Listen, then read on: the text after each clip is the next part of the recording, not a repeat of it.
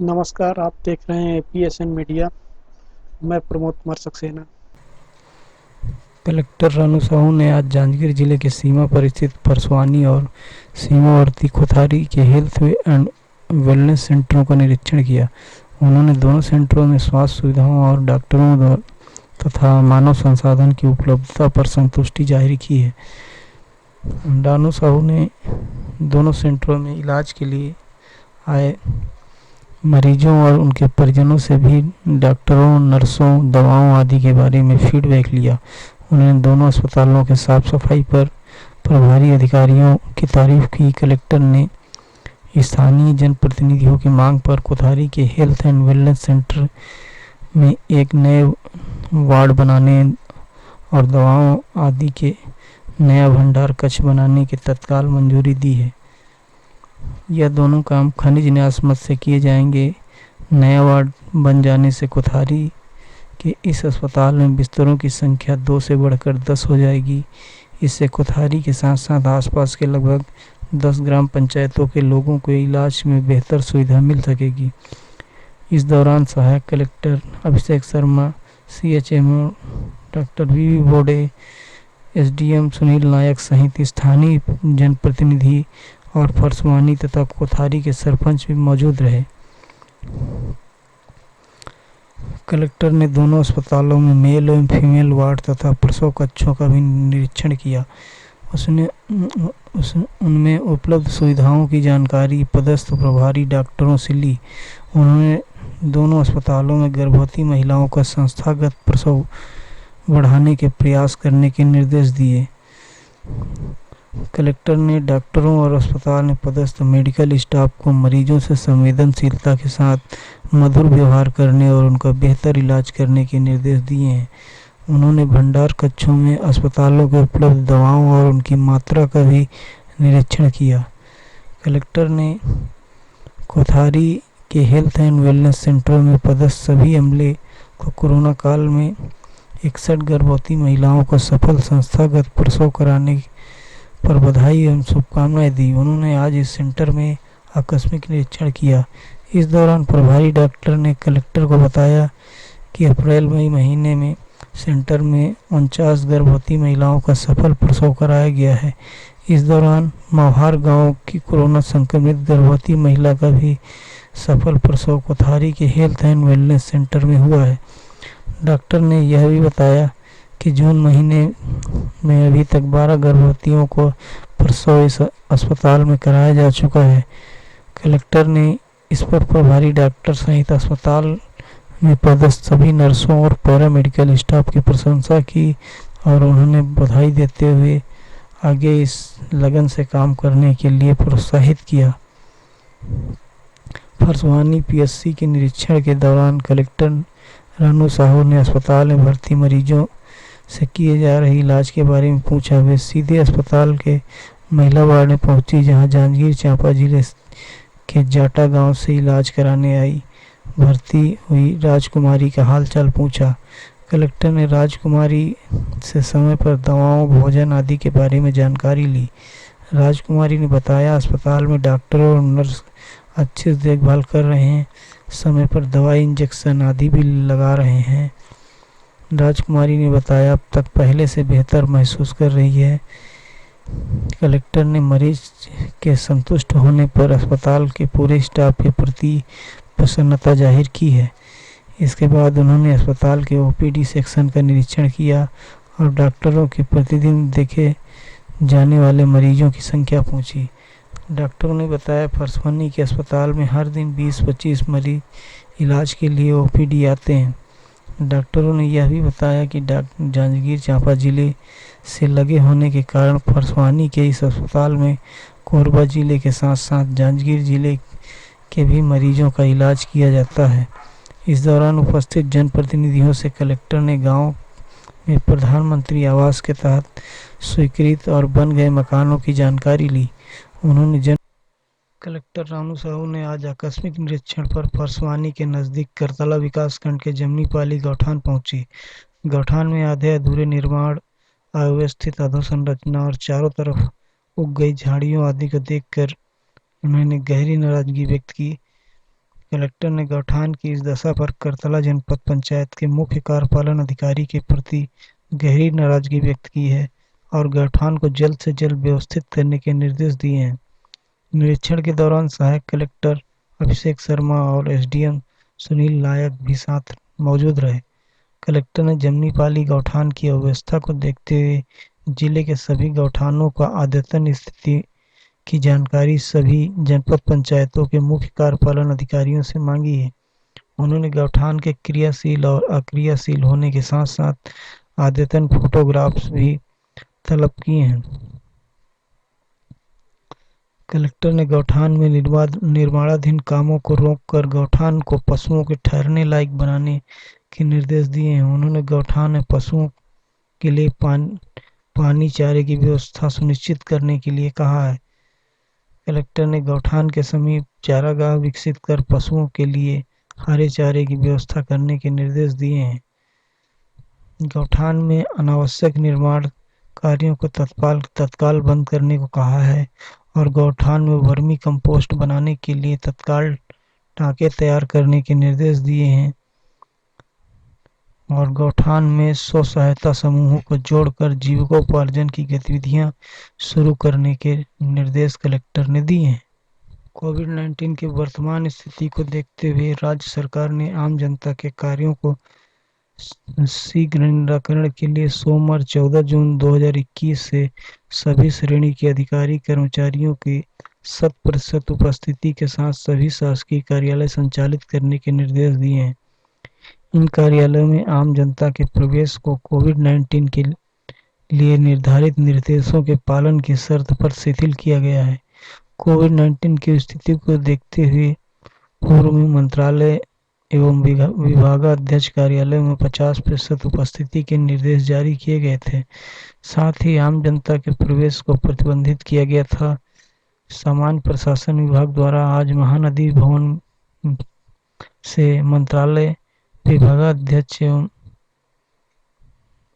जिला कार्यालय के संचालन हेतु निर्देश जारी किए गए हैं।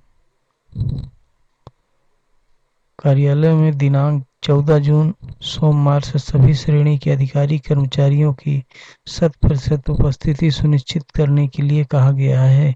सभी अधिकारियों एवं कर्मचारियों को कोविड-19 के संक्रमण के रोकथाम हेतु निर्धारित मापदंड जैसे मास्क लगाना, एक दूसरे से पर्याप्त दूरी बनाए रखना, सैनिटाइजर का समय समय पर उपयोग करना इत्यादि का कड़ाई से पालन करने को कहा गया। छत्तीसगढ़ शासन द्वारा 21 जून 2021 को अंतर्राष्ट्रीय योग दिवस के अवसर पर योगाभ्यास प्रोटोकॉल के अनुसार आयोजित होने वाले छत्तीसगढ़ वर्चुअल योग मैराथन को लेकर लोगों में जबरदस्त उत्साह देखने को मिल रहा है। इस मैराथन के लिए अब तक 40,000 से अधिक लोगों द्वारा इसमें भाग लेने के लिए ऑनलाइन पंजीयन कराया जा चुका है। इस मैराथन में सम्मिलित होने के लिए प्रतिभागी 15 जून 2021 तक पंजीयन कर सकते हैं। सभी पंजीयनकर्ताओं को डिजिटल प्रमाण पत्र प्रदान किया जाएगा। साथ ही जिले के प्रथम 100 पंजीयन को टी शर्ट प्रदान किया जाएगा। समाज कल्याण विभाग अंतर्गत छत्तीसगढ़ योग आयोग द्वारा आयोजित छत्तीसगढ़ वर्चुअल योग मैराथन में भाग लेने हेतु आवेदक को योगासन करते हुए अपना फोटो व वीडियो अपने सोशल मीडिया अकाउंट पर हैशटैग के साथ शेयर करना है। इसके अलावा प्रतिभागी अपना फोटो वीडियो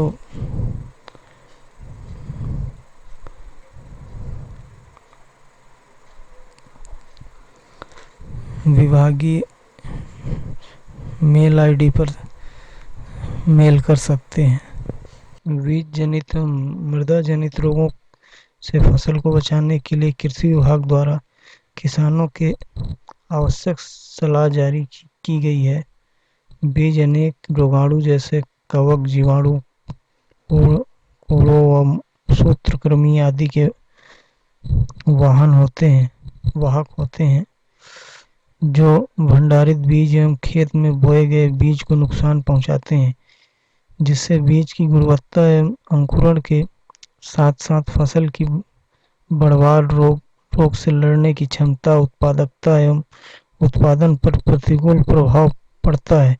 इसलिए बीज भंडारण के पूर्व अथवा बुआई के पूर्व जैविक अथवा रासायनिक दोनों द्वारा बीज का उपचार किया जाना चाहिए।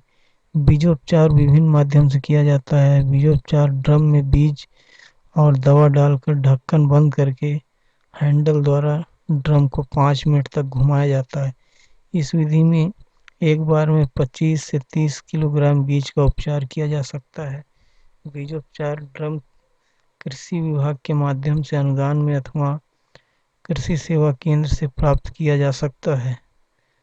उपसंचालक कृषि ने बताया कि बीज उपचार की पारंपरिक विधि घड़ा विधि है। इस विधि में बीज और दवा को घड़ा में निश्चित मात्रा में डालकर घड़े के मुंह को पॉलीथीन से बांधकर 10 मिनट तक अच्छी तरह से हिलाया जाता है। थोड़ी देर बाद घड़े का मुंह खोलकर उपचारित बीज को अलग अलग बोरे में रखते हैं।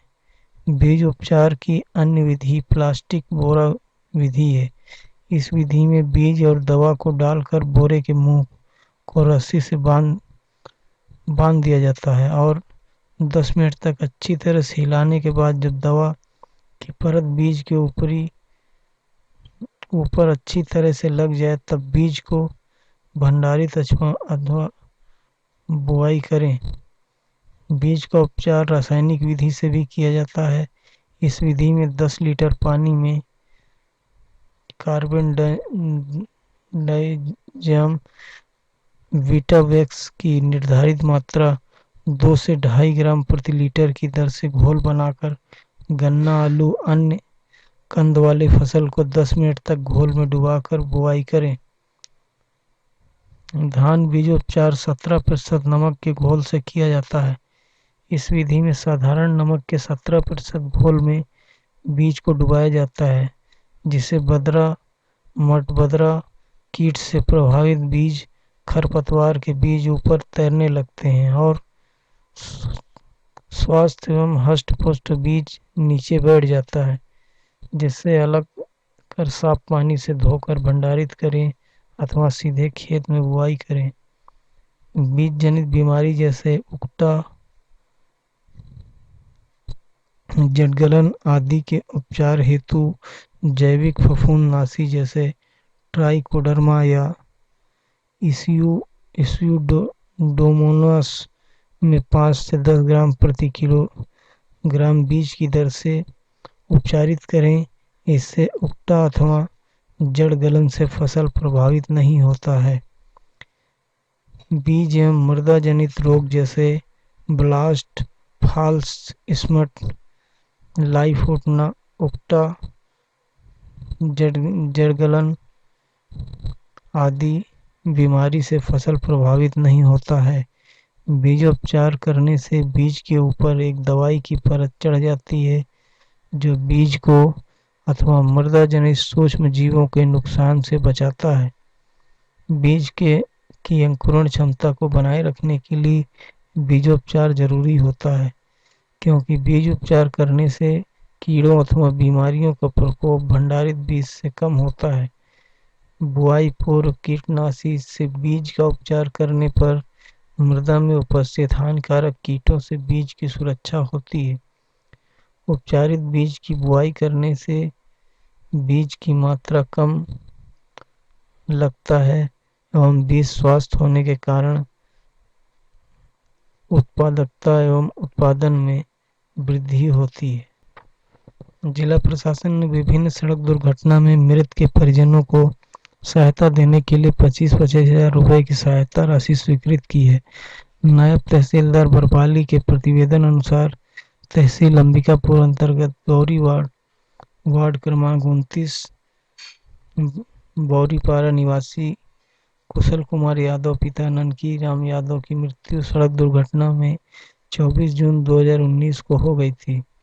उक्त मृतक परिवार के निकटतम सदस्य उनके पुत्र कैलाश यादव के लिए 25,000 रुपए की सहायता स्वीकृत की गई है।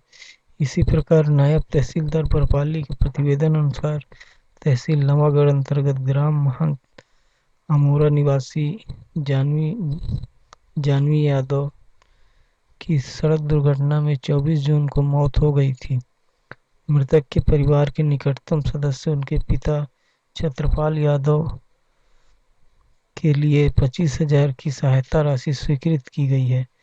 अनुविभागीय अधिकारी राजस्व कोरबा सुनील नायक ने बताया कि नायब तहसीलदार बरपाली ने उक्त सड़क दुर्घटनाओं में मृतकों के पटवारी प्रतिवेदन, पंचनामा, पुलिस में दर्ज प्रथम सूचना रिपोर्ट, अकाल एवं आकस्मिक मृत्यु सूचना पंजी, अंतिम जांच निष्कर्ष प्रतिवेदन, मृत्यु प्रमाण पत्र, नजरी नक्शा एवं शपथ पूर्वक बयान संलग्न करते हुए परिवार के सदस्य को सहायता राशि स्वीकृति की अनुशंसा किया था। राज्य शासन द्वारा सड़क दुर्घटना में मृत व्यक्तियों एवं गंभीर रूप से घायल व्यक्तियों को आर्थिक सहायता राशि प्रदान करने के निर्देश के तहत मृतक परिवारों के लिए सहायता राशि स्वीकृत की गई है।